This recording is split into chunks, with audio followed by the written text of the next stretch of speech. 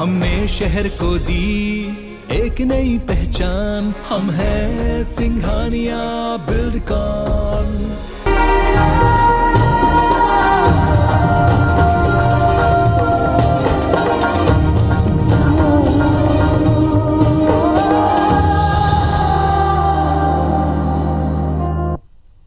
नमस्कार, धरोहर में स्वागत है आप सभी का। मैं हूं आपके साथ ज्योति सिंह।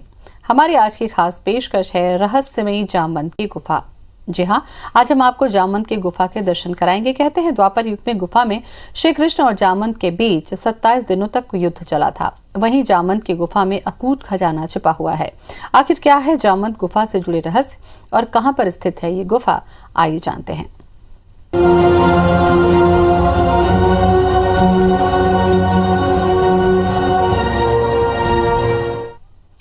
जी हाँ, जामवंत गुफा वो पुरातन गुफा जहाँ कहीं रहा करते थे रीछराज। त्रेता और द्वापर युग की कई लीलाओं की रचना इसी गुफा में हुई। इस पौराणिक ठौर का नाम है जामगढ़, जो मौजूद है मध्य प्रदेश के रायसेन में। तो चलिए चलते हैं जामवंत की भूली बिसरी दुनिया जामगढ़ से रूबरू होने।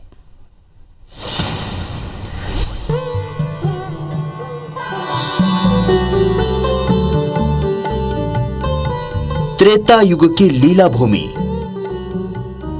द्वापर युग का सहचर,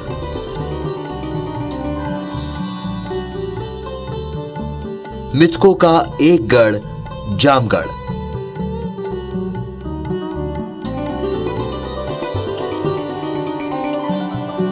वो जामगढ़ जहां कभी राज करते थे रीछराज जामवंत। उस राज्य के साक्ष्य आज भी मौजूद हैं रायसेन के जामगढ़ में।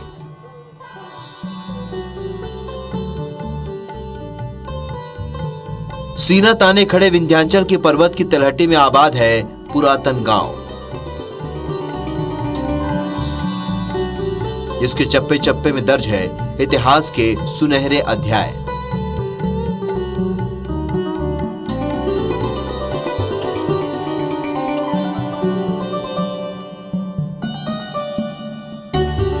यहां मौजूद गुफा के बारे में कहा जाता है कि यही रहा करते थे रीछराज जामवंत।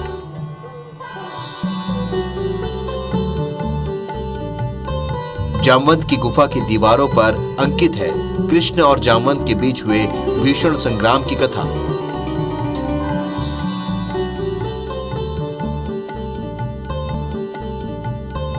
रामायण में उल्लेखित है राम रावण युद्ध में जामवंत श्री राम की सेना के सेनापति थे।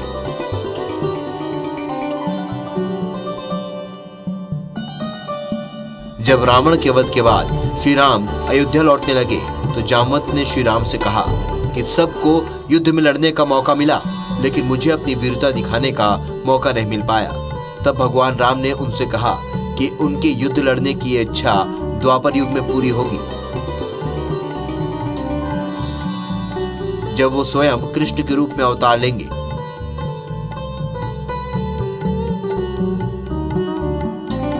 इसके बाद जब द्वापर में उनका कृष्ण अवतार हुआ तो इसी गुफा में कृष्ण और जामवंत के बीच 27 दिनों तक भीषण युद्ध चला।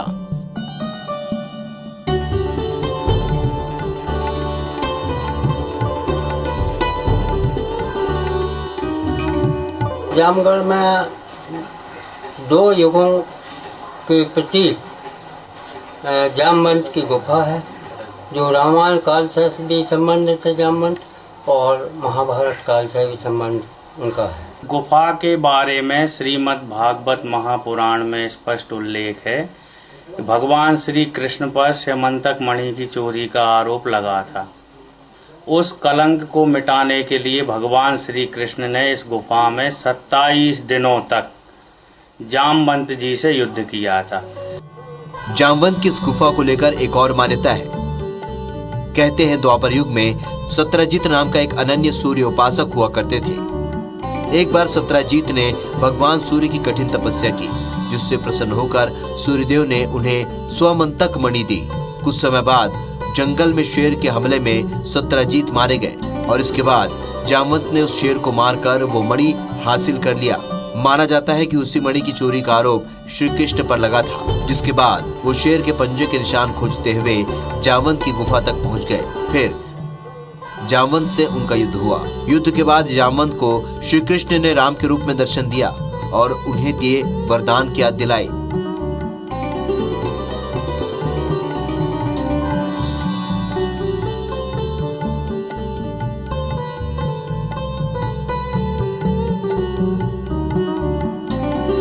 जिसके बाद जामवंत ने अपनी बेटी जामवंती का विवाह कृष्ण से कर दिया और उपहार में स्वमंतक मणि उन्हें भेंट कर दी। इस मणि को लेकर यह कहा जाता है कि एक दिन में ये 8 बार सोना देती है। इसलिए इलाके भर में यह कहा जाता है कि इस गुफा में सोने का अकूत भंडार मौजूद है। यहाँ जामवंत से जब युद्ध हुआ तो बहुत देर बाद जामवंत को बोध हुआ, ज्ञान प्राप्त हुआ कि मैं साक्षात प्रभु से ही युद्ध कर रहा हूँ। युद्ध के पश्चात जामवंत जी ने अपनी पुत्री जामवंती का विवाह श्री कृष्ण के साथ किया और स्यमंतक मणि उन्हें उपहार के रूप में भेंट की। जामगढ़ में स्थित जामवंत की इस गुफा में उनके पद चिन्ह भी दिखाई पड़ते हैं, जिसके पास ही खजाने से जुड़ा एक लेख भी चट्टान पर खुदा हुआ है। कहते हैं कि लेख की कूट भाषा को अब तक कोई समझ नहीं पाया है। यही वजह है कि जामगढ़ का एक किला और यहाँ मौजूद खजाना अब भी तिलस्म की धुंध में लिपटा हुआ है। Bureau report IBC 24। जामगढ़ में एक पुरातन शिवलिंग स्थापित है। कहते हैं शिवलिंग की स्थापना जामवंत ने अपने हाथों से की। जामगढ़ के मायालोक में एक रहस्यमयी बावड़ी और सुरंग भी है। इस बावड़ी से जुड़े कई किस्से यहाँ मशहूर हैं।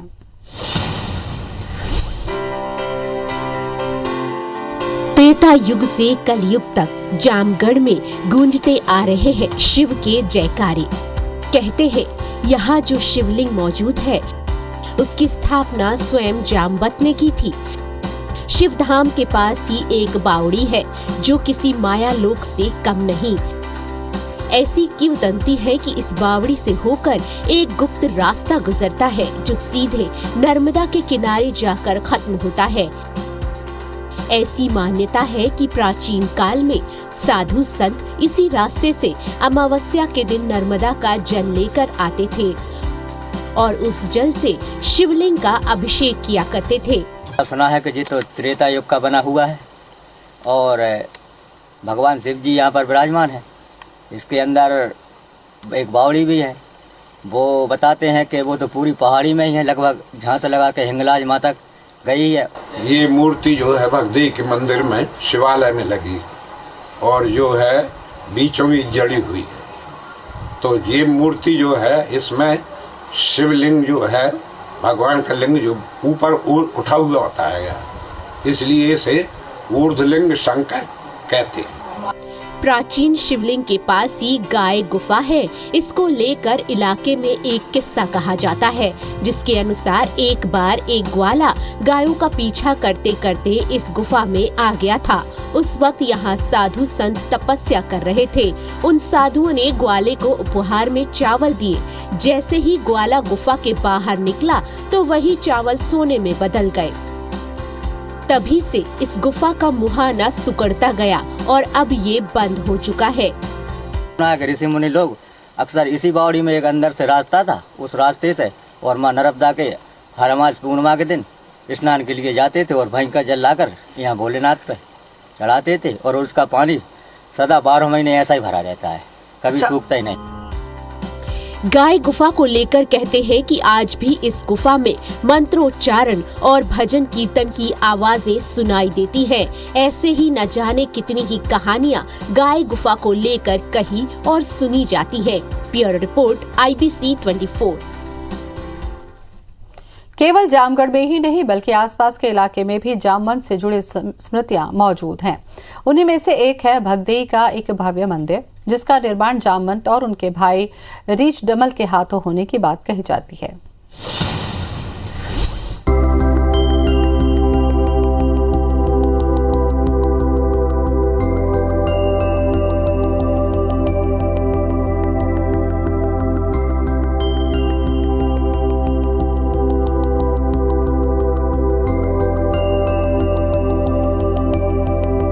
आसमान छूता शिखर,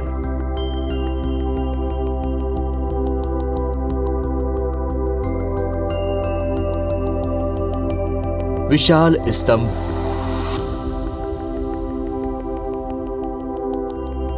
और पत्थरों में बेजोड़ कारीगरी।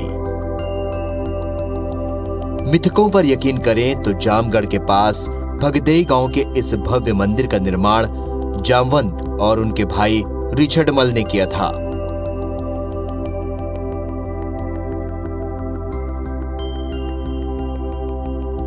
इस मंदिर को लेकर एक दिलचस्प किस्सा है। कहते हैं जामवंत और रिचर्डमल दोनों निर्वस्त्र होकर इस मंदिर को बनाते थे। जब भी कोई आता तो वो अपने आने की सूचना चक्की चलाकर देता था और फिर जामवंत और उसके भाई मंदिर निर्माण रोक देते थे। लेकिन एक बार जामवंत की बहन बिना चक्की चलाए अचानक आ गई और दोनों भाइयों को निर्वस्त्र देख लिया, जिसके बाद जामवंत मंदिर से कूदकर अपनी गुफा में चले गए। उसके पदचिन्ह आज भी यहाँ देखे जा सकते हैं। जामवंत के पदचिन्ह एक दो नहीं बल्कि करीब आधा किलोमीटर तक मिलते हैं। ऐसी एक किंवदंती है कि जामवंत अपनी बहन के साथ रहते थे और उन्होंने जब मंदिर का निर्माण किया तो नग्न होकर किया करते थे। रात्रि काल में जामवंत जी कूद के और अपनी गुफा में आकर छिप गए। तो कूदे हैं, जहाँ जहाँ पैर उनके पड़े वहाँ आज भी निशान बने हुए हैं। रिचर्डमल बना रहे थे नगन होके, तो यहाँ उनकी बहन आगे घंटा टंगा था, तो नगन होके बना रहे थे, तो उनकी बहन आगे, तो उस बहन को उन्होंने फेंक दिया, वो खत्म हो गई। यहाँ से वो चाट मारी तो आन के पहुंची लड़िया तला के पहाड़ पे फटपरा पे, तो वहाँ उनके पैर उछड़े भे। जामवंत के इस मंदिर में देवी कंकाली, यक्ष और विशिष्ट मुद्रा में शिवलिंग की स्थापना मिलती है। मंदिर के हर एक पत्थर में कलाकृतियां उकेरी गई हैं। मंदिर के आसपास भी कई भग्न मूर्तियां बिखरी हुई हैं। इतिहासकार इन सभी मूर्तियों को गुर्जर प्रतिहार और परमार काल का मानते हैं। इतिहास के जानकार ये भी कहते हैं कि परमार वंश के प्रतापी राजा भोज का राज्य जामगढ़ तक फैला हुआ था। जामवंत मंदिर के पास ही कभी एक विशाल महल हुआ करता था, लेकिन वक्त के थपेड़ों के आगे वो टिक नहीं पाया। लेकिन यहाँ अभी उस महल की कुछ अहम निशानियां बाकी हैं। Bureau report, IBC 24। जामगढ़ और भगदेई में एक विशाल गिल्ली और डंडा मौजूद है। कहते हैं उसी से जामवंत और रिचर्डमल खेला करते थे। इसके साथ ही यहाँ कई देवी देवताओं के मंदिर और पुरातन मठ मौजूद हैं।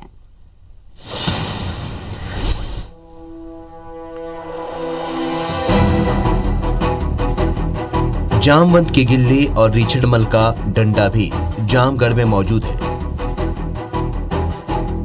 जी हाँ, जामगढ़ के इस तालाब के बीचों बीच स्थित है वो गिल्ली, जबकि भगदेई तालाब में गड़ा हुआ है जामवंत का वो डंडा।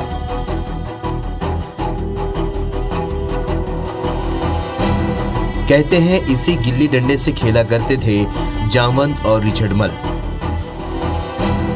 जिस तालाब में गिल्ली है उसके पास ही 1949 से एक संस्कृत की पाठशाला संचालित है, जिसकी शुरुआत चित्रकूट के एक संत ने की थी। दोनों भाई थे तो आपस में जंगल का निवास था, तो सामने जो मैदान है गुफा के उसमें खेला करते थे और गुफा के अंदर भी खेलते थे। ये है भगदेई गांव का प्राचीन देवी मंदिर। इसका निर्माण 6वीं सदी के आसपास हुआ था। इस मंदिर में लज्जा गौरी की प्रतिमा स्थापित है। ये प्रतिमा दुर्लभ कोटि की मानी जाती है। देवी मंदिर के पास ही एक प्राचीन मठ है जो कभी तंत्र मंत्र साधना के लिए जाना जाता था। कहते हैं इस मठ का पुजारी अपना सर काटकर थाली में रखकर पूजा किया करता था, लेकिन बाद में उसका सर धड़ से जुड़ जाता था। कहते हैं एक बार पुजारी ने अपना सर काटकर पूजा की थाली में रखा तो उसकी मौत हो गई। फिर पुजारी का सर अचानक पत्थर का बन गया। कई सालों तक वो पत्थर इस मठ में मौजूद रहा। फिर एक दिन अचानक वो कहीं गायब हो गया। ये माँ विंध्याचल देवी का मंदिर है और ये 50 वर्ष पहले से यहाँ पर पूजन होते चले आ रही है। हमारे बुजुर्ग लोग भी कई पीढ़ियों से पूजते चले आ रहे हैं और हम भी आज इसको पूजन करते हैं। देवी ने एक बार उसे स्वप्न दिया कि अब तू आइंदा जो है कभी अपनी सिर काट के मत रखना, क्योंकि मैं दूसरी जगह जा रही हूँ। तो उस स्थिति में उसने कोई ध्यान नहीं दिया और प्रतिदिन के अभ्यास वश जो है उसने सिर काटा और काटा तो फिर जो है मृत अवस्था को प्राप्त हो गया और वो सिर जो है बहुत दिन तक पत्थर का पाषाण का बन गया और वो है वहाँ पर रखा रहा। जामगढ़ और भगदेई में एक नहीं बल्कि कई ऐतिहासिक और धार्मिक महत्व के स्थल मौजूद हैं, लेकिन देखरेख के अभाव में इतिहास के अनमोल दस्तावेज अब धुंधले पड़ते नजर आ रहे हैं। Bureau report, IBC 24। कहते हैं जामगढ़ की जामवंत गुफा रहस्यों से भरी हुई है, साथ ही यहाँ अरबों का खजाना है। आखिर गुफा के अंदर किसका खजाना छिपा हुआ है जिसकी तलाश में लोग यहाँ आते हैं लेकिन खाली हाथ लौट जाते हैं।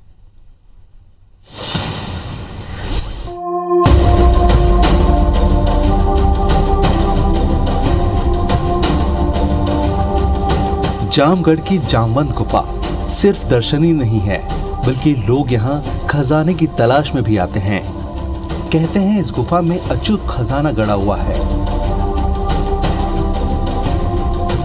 जिसे त्रेता युग में श्री कृष्ण और जामवंत के युद्ध से जोड़कर देखा जाता है। ऐसी किंवदंतियां है कि ये गुफा न सिर्फ डरावनी है बल्कि इसके अंदर कई रहस्य भी छिपे हुए हैं। माना जाता है कि ये गुफा त्रेता युग की है और इस गुफा में एक मणि थी। कहते हैं कि गुफा के अंदर मणि कई किलो सोना उगलती थी, इसलिए ये कहते हैं कि गुफा खजाने से भरी पड़ी है। इसी खजाने की खोज में लोग यहाँ पहुँचते हैं, इसीलिए इसे रहस्यमय खजाने वाली गुफा भी कहा जाता है। जामवंत गुफा जाने के लिए आपको सीधे चढ़ाई चढ़नी पड़ती है। रास्ते में जंगली जानवरों और जहरीले जीवों से सामना होता है, साथ ही कटीली झाड़ियाँ भी मौजूद हैं। लेकिन लोग फिर भी यहाँ आते हैं खजाने की लालच में। हालांकि आज तक किसी को खजाना नहीं मिला। 2 युगों का खजाना अब तो न जाने जमीन में कहां दफन हो चुका होगा, लेकिन लोग फिर भी इस वीरान जंगल में खजाने की खोज करने आते हैं। कई लोग गुफा तक पहुंचते हैं लेकिन खाली हाथ लौटना पड़ता है। हालांकि आज ये गुफा धार्मिक आस्था का केंद्र है और सैलानी यहाँ पूजा पाठ करने और इस रहस्यमय गुफा को देखने के लिए आते हैं। Bureau report, IBC 24। Madhya Pradesh के देवास के खातेगांव में भी जामवंत की गुफा मौजूद है। कहते हैं कि देवास में भी जामवंत के कदम पड़े थे और ये गुफा आज भी आस्था का प्रतीक है।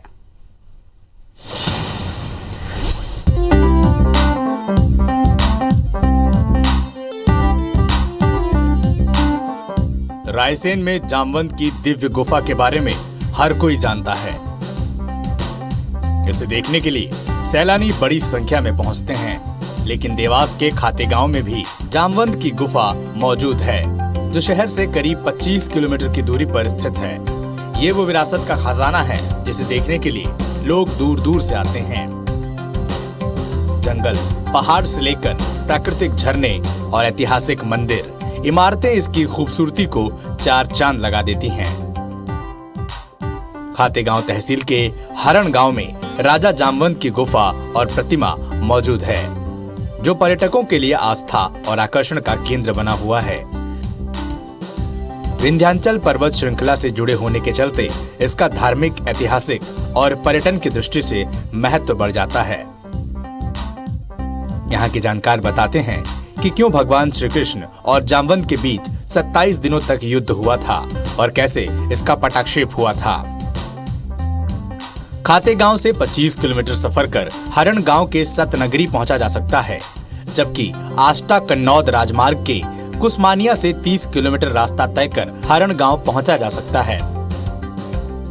सतनगरी साधु संतों की तप स्थली रही है। महात्मा मुरलीदास यहाँ स्थित एक गुफा के अंदर बनी सुरंग के माध्यम से रोजाना नर्मदा स्नान करने जाते थे उनके बाद उनके शिष्य भरतदास और फिर मस्तराम बाबा ने भी यहाँ तपस्या कर मंदिर के धार्मिक महत्व को बढ़ाया। अब यहाँ महंत संतोष दास पूजा पाठ कर रहे हैं।